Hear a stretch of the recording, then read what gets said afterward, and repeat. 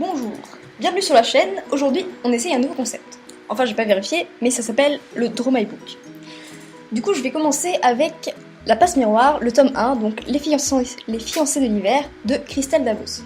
Durant cette vidéo, je vais parler du livre jusqu'au chapitre 13 environ, mais ne vous inquiétez pas, je vais pas tout dire non plus, donc ça sera toujours plaisant de lire le livre depuis le chapitre 1.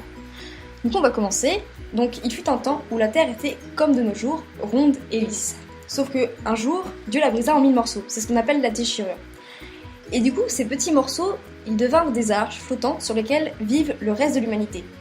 Il y en a des différents comme Anima ou le pôle. Et du coup, c'est là qu'intervient Ophélie, notre protagoniste. Donc je n'ai pas géré la transition de dessin, vous l'avez sûrement remarqué. Du coup, Ophélie, c'est une myope, avec une écharpe tricolore, et elle a un caractère bien trempé. Cependant, elle est très discrète, elle parle pas très fort, et elle est très maladroite. Donc Ophélie, c'est une animiste. C'est-à-dire que, quand elle touche un objet, elle transmet ses émotions à cet objet.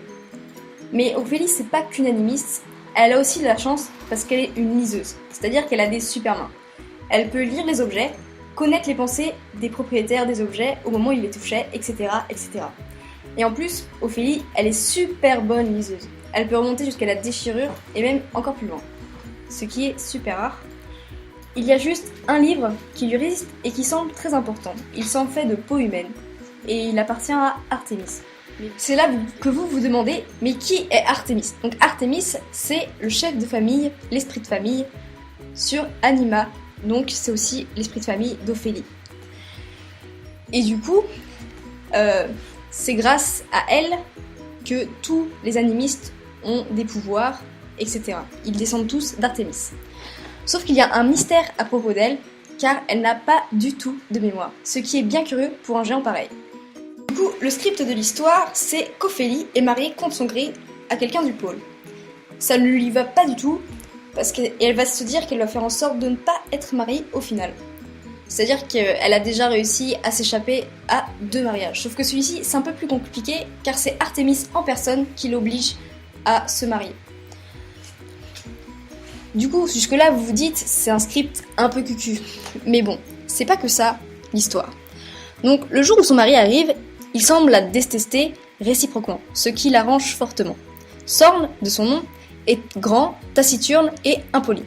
Après avoir remis une mallette étrange à Artémis, il s'en va presque directement, mettant fin à son séjour. La famille d'Ophélie est un peu comme ça. Ils partent rapidement en dirigeable jusqu'au pôle. Bientôt, Ophélie va découvrir le pôle où il fait moins 30 et elle va aussi découvrir la citacielle. Je vous conseille d'aller voir la couverture du livre parce que c'est vraiment magnifique et mon dessin fait vraiment pas de mesure face à la beauté de la couverture. Donc Ophélie, au début, elle flippe un peu et elle a vraiment froid. Normal, il fait moins 30. Surtout quand elle apprend que Sorn a probablement tué quelqu'un récemment, ou même qu'il y a beaucoup de meurtres au pôle. Pour tout savoir, Sorn appartient au clan des dragons, mais seulement parce qu'il a été recueilli par sa tante. Il est un bâtard entre une famille tombée en déchéance et les dragons. Son père est mort avant de l'avoir reconnu, et sa mère l'a abandonné, donc il peut remercier sa tante, vraiment. Cependant, personne au pôle ne l'apprécie. Et tout le monde aimerait bien tuer sa femme, avant qu'il ne l'épouse. Et c'est là qu'Ophélie se dit qu'il y a une couille dans le pâté. C'est très étrange qu'on soit allé la chercher jusque sur Anima, surtout que Sorn ne veut visiblement pas l'épouser. Elle va donc décider d'enquêter sur la vraie raison de sa venue. Et donc il faut lire le livre pour tout savoir. Voilà, c'est tout, à dans une bonne voix si t'es sympa.